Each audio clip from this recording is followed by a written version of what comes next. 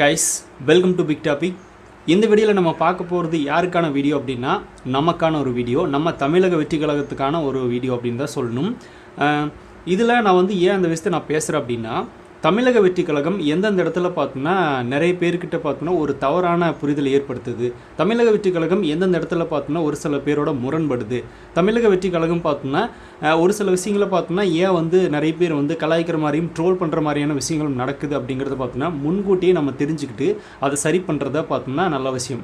So அதுவும் பார்த்தோன்னா பண்ணி ஆகிற கட்டாயத்தில் நம்ம இருக்கோம். ஏன்னா பார்த்தோன்னா நெக்ஸ்ட் இயர் இந்த ஏப்ரல் மந்தில் ஸ்டார்ட் ஆகிடுச்சு அப்படின்னா எலெக்ஷன் பீரியட் அப்படிங்கும்போது கண்டிப்பாக பார்த்தோன்னா நம்ம இது இப்போ இருந்தே சரி பண்ணணும். அந்த ஒரு விஷயத்தை பார்த்தோன்னா தமிழக வெற்றி கழகத்தில் இருக்கிற மிக முக்கியமான நபர்கள் பண்ணணும். அதுதான் பார்த்தோன்னா முக்கியமான விஷயம். அது யார் அப்படின்னா தமிழக வெற்றி கழகத்தினுடைய பொதுச் செயலாளர் புஷி ஆனந்த் அவர்கள். தளபதிக்கு அடுத்தபடியாக பார்த்தோன்னா முக்கியமான ஒரு ஆளாக இருக்கிறவர் இவர் தான்.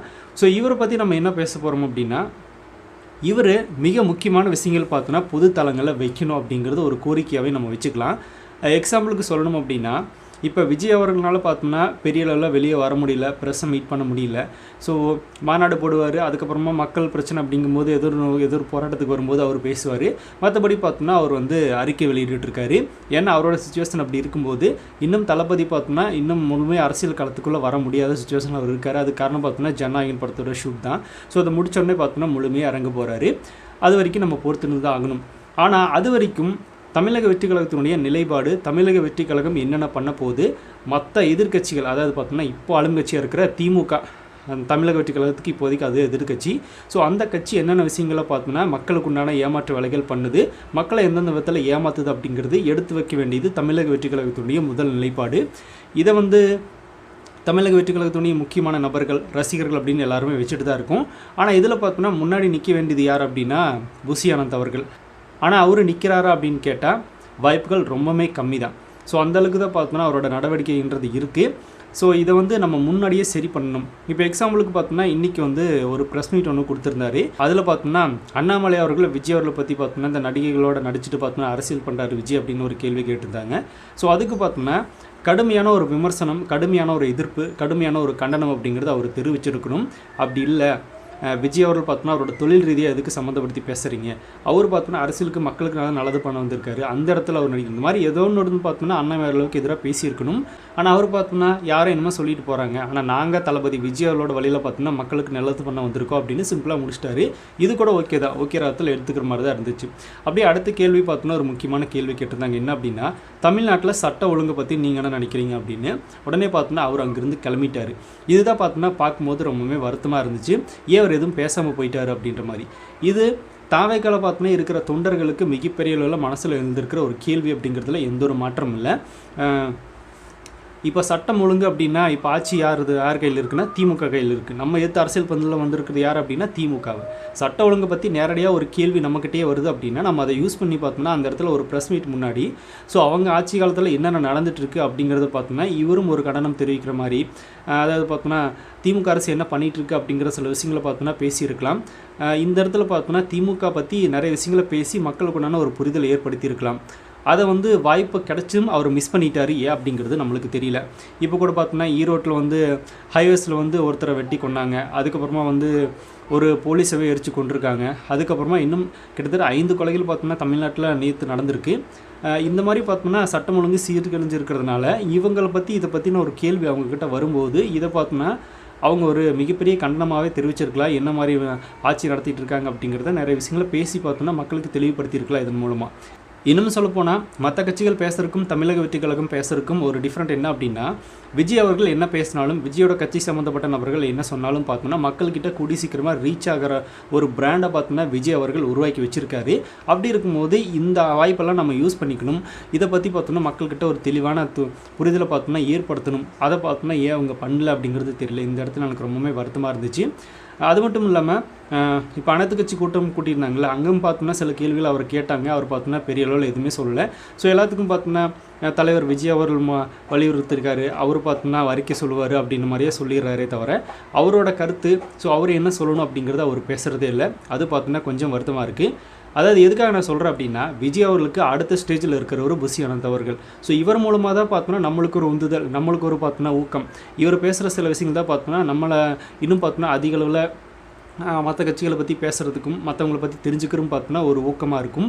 அதை இவரே பண்ணல அப்படிங்கும்போது மற்றவங்க எப்படி பண்ணுவாங்க அப்படின்ற ஒரு கேள்வி வருது. எனக்கு எக்ஸாம்பிளுக்கு சொல்லணும் அப்படின்னா, இப்போ லயோலா மணி, அதுக்கப்புறமா ராம்குமார் ப்ரோ, அதுக்கப்புறமா ஜெகதீஸ்வரன், ரமேஷ் அப்படின்னு நிறைய பேச்சாளர்கள் இருக்காங்க. ஸோ விவாத மேடைகள்லாம் பேசுகிறவங்க இருக்காங்க. ஸோ இவங்கெல்லாம் பேசுகிற அளவுக்கு கூட பார்த்தோன்னா பொதுச் செயலாளர் புஷி ஆனந்த் அவர்கள் எதுவுமே பேசுகிறது இல்லையே, ஏன் அப்படின்றத நம்மளுக்கு தெரியல. ஸோ இவர் பார்த்தோன்னா அதை பற்றியெல்லாம் இனிமேல் பேசணும். இதை வந்து எல்லாமே விஜய் தான் பேசணும், எல்லாமே பார்த்தோன்னா விஜய் அவர் தான் அறிக்கை கொடுக்கணும் அப்படின்றதெல்லாம் இன்னும் அப்படியே பார்த்தோன்னா ஃபாலோ பண்ணிகிட்டே இருக்கிறது ரொம்பவே தவறான ஒரு செயல். இவரும் பார்த்தோன்னா முன் இறங்கி வரணும். ஸோ இவரும் பார்த்தோன்னா அந்த கிடைச்ச ப்ரெஸ் மீட்டை கிடைச்ச இடங்களில் பார்த்தோன்னா இப்போ இருக்கிற ஆளுங்கட்சியை பேசணும், பாஜகவை பேசணும், இந்த மாதிரியான நிறைய விஷயங்கள் அவர் தொடர்ந்து பண்ணணும். அப்போ தான் பார்த்தோன்னா நம்மளுக்கும் இன்னும் கொஞ்சம் வேகம் எடுத்து பண்ணலாம் அப்படின்ற ஒரு ஆர்வம் வரும். ஸோ தமிழக வெற்றி கழக தோழர்களுக்கு பார்த்தோன்னா விஜய்களுக்கு அடுத்தபடியாக எல்லாரும் கொண்டு போய் சேர்க்கக்கூடிய இடத்துல இருக்கிறவர் அவர் தான் அப்படின்றதுனால அவர் இதை பண்ணாமல் இருக்கார். ஸோ பண்ணணும் அப்படின்றது இந்த வீடியோ மூலமாக நான் சொல்லிக்கிறேன். அதுவும் இல்லாமல் பல கட்சிகள் பார்த்தோன்னா குற்றச்சாட்டுகள் வைக்கிறதே வந்து புஷி ஆனந்த் அவர்கள் எங்கே போனாலும் எதையும் பேசுகிறதே கிடையாது, மக்கள் பிரச்சனைக்காக குரல் கொடுக்குறதே கிடையாது அப்படின்ற ஒரு கேள்வியும் வருது. கேள்வி வரத்தான் செய்யும். இந்த மாதிரி நடந்துச்சு அப்படின்னா அது வரத்தான் செய்யும். ஏன்னா அதுக்கு காரணமாக இருக்கிறது யார் அப்படின்னா நம்ம தான், வேறு யாரும் கிடையாது. புஷி ஆனந்த் அவர்களுக்கு அரசியல் ஒன்றும் புதுசு கிடையாது. இதுக்கு முன்னாடி பாண்டிச்சேரியில் பார்த்தோன்னா பிஜேபி சார்பாக இருந்த ஒரு எம்எல்ஏ அவர்கள் தான். ஸோ அதனால் பார்த்தோம்னா அவருக்கு அரசியல் அப்படிங்கிறது நம்ம சொல்லி தரணுன்றது கிடையாது. ஸோ அவர் பார்த்தோம்னா ஏன் வந்து சைலண்ட்டாக இருக்கார் அப்படின்ற ஒரு கேள்வி மற்ற கட்சிகள் வைக்கிறதுக்கு முன்னாடியே வச்சுட்டாங்க. ஓகே, இனியாவது பார்த்தோம்னா அதை சரி பண்ணிக்கணும் அப்படின்றது தமிழக வெற்றி கழகத்துக்கு ரொம்பவே முக்கியமான ஒரு விஷயம். பல கட்சிகள் பார்த்தோம்னா அவர் மேலே வைக்கிற குற்றச்சாட்டை ப்ரெஸ் மீட்டில் எதுவுமே பேச மாட்டேங்கிறாரு, மக்களுக்காக குரல் கொடுக்க மாட்டேங்கிறாரு அப்படின்ற மாதிரி ஒரு இது. அதாவது பார்த்தோம்னா இந்த பிம்பம் எந்த அளவுக்கு பாதிக்கும் அப்படின்னா, விஜய் அவர்கள் அரசியல் பண்ண வர்றாரு, ஓகே, ஆனால் அவர் மக்களுக்காக என்ன பேசினார், அவங்க சுற்றி இருக்கிறவங்கள எந்த மாதிரி நடைமுறைப்படுத்தி வச்சுருக்காரு. மற்றவங்கெல்லாம் பார்த்தோன்னா விஜய் அவர்கள் பேசலை அப்படின்னாலும் மற்றவங்கெல்லாம் ஏதாவது பேசி பார்த்தோன்னா மக்களுக்கு நல்ல விழிப்புணர்வு ஏற்படுத்துகிறாங்களா, மற்ற கட்சிகளில் இருக்கிற மாதிரி பார்த்தோன்னா பேச்சாளர்கள் இருக்காங்களா அப்படின்ற ஒரு கேள்வியும் முன்வைப்பாங்க. ஸோ அப்படி இருக்கிறப்போ பொதுச் செயலாளரே பேசாமல் போகும்போது அது கட்சிக்கு பார்த்தோன்னா ஒரு மிகப்பெரிய என்ன சொல்கிறது ரொம்பவே வந்து பலவீனமாக தான் அமையும். அதை வந்து தொடர்ந்து பண்ணிகிட்டே இருந்தால் தமிழக வெற்றி கழகத்துக்கு மிகப்பெரிய ஆபத்து. அதனால் அவர் அதை தொடர்ந்து பண்ணாமல் பார்த்தோன்னா இனிமேல் ப்ரெஸ்ஸை மீட் பண்ணும்போது இல்லை அப்படின்னா வாண்டடாக பார்த்தோம்னா அவரே வந்து ப்ரெஸ்ஸு கூப்பிட்டாங்க அப்படின்னா, அதாவது இவர் கூப்பிட்டாங்க அப்படின்னா ப்ரெஸ்ஸு வரக்கூடிய இடத்துல தான் இப்போ இருக்காங்க. ஸோ அப்படி இருக்கும்போதே ப்ரெஸ்க்கு அவங்க கூப்பிட்டு பார்த்தோம்னா இப்போ வந்து நம்ம சில முக்கியமான விஷயங்களை தான் ஷேர் பண்ணலாம். ஆனால் பார்த்தோம்னா இதே ஒரு கட்டத்துக்கு மேலே போச்சு அப்படின்னா நீங்கள் கூப்பிட்டாலும் வரமாட்டாங்க அப்படின்ற ஸ்டேஜுக்கு அவங்க வந்துடுவாங்க.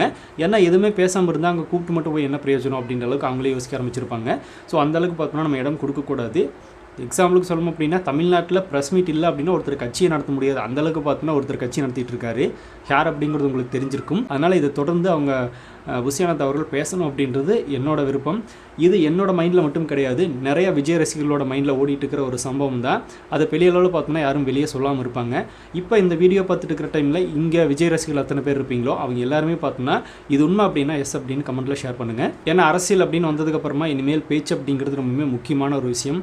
அது இல்லை அப்படின்னா அரசியல் ஒன்றுமே பண்ண முடியாது அப்படின்ற அளவுக்கு தான் இப்போ இருக்கிற கல அரசியல் இருக்குது. அதுவும் நெக்ஸ்ட் இயர் 2026 நம்ம ஆட்சியை பிடிக்க போகிறோம் அப்படின்ற ஒரு தொலைநோக்கு பார்வையில் வெயிட் பண்ணிகிட்ருக்கோம். அப்படி இருக்கும்போது இந்த வேகம் பத்தாது, இன்னும் பார்த்தோன்னா அதிகமாக செலவு பண்ணணும். அதையும் பார்த்தோன்னா திமுக மேலே என்னென்ன குற்றங்கள் அப்பப்போ நடக்குதோ அதெல்லாம் பார்த்தோன்னா வெளியே எடுத்து கொண்டு வந்து வைக்கணும். இது வந்து ஒரு பொது செயலாளர் பண்ணதுக்கப்புறமா தான் தமிழக வெற்றி கழகத்துடைய தொண்டர்களாகட்டும் மற்ற பொறுப்பில் இருக்கிற நபர்களாகட்டும் இவங்க எல்லாரும் பண்ணணும். பட் இவங்க எல்லாருமே பண்ணிகிட்டு இருக்காங்க, ஆனால் பொது செயலாளர் பண்ணல அப்படின்ற ஒரு கேள்வி வருது இல்லை. ஸோ இவரை பார்த்தோம்னா அதை தொடர்ந்து பண்ணார் அப்படின்னா இன்னும் கட்சிக்கு ஒரு மிகப்பெரிய பலமாக இருக்கும். இதை பார்த்தோம்னா தொடர்ந்து பண்ணுவார் அப்படின்ற ஒரு நம்பிக்கையில் வெயிட் பண்ணுவோம். ஸோ நம்மளுக்கு எப்பவுமே பார்த்தோம்னா ஸ்ட்ரெயிட் ஃபார்வர்டு தான். அதாவது பார்த்தோம்னா இதை பற்றி ஓப்பனாக பேசணும்னு நினச்சேன், அவ்வளோதான். இந்த வீடியோவில் வேறு ஒன்றும் கிடையாது. ஸோ எத்தனை பேர் இதுக்கு ஆமான்னு சொல்லி கருத்து தெரிவிக்கிறீங்க அப்படிங்கிறத பார்க்கலாம். அப்படியே நம்ம வீடியோ முடிச்சுக்கலாம், அவ்வளோதான். அப்படியே நம்ம இன்ஸ்டாகிராம் பேஜ் லிங்க் டிஸ்கிரிப்ஷனில் இருக்குது, யாராவது ஃபாலோ பண்ணி நினச்சிங்க அப்படின்னா செக் பண்ணி ஃபாலோ பண்ணிக்கோங்க. அப்படியே பிக் டாபிக் சேனல் யாராவது சப்ஸ்கிரைப் பண்ணலன்னா மறக்காமல் சப்ஸ்கிரைப் பண்ணிக்கோங்க. நிறைய big topics, political news, trending news, cinema updates அப்படின்னு நிறைய நம்ம சேனலில் தொடர்ந்து வரப்போகுது.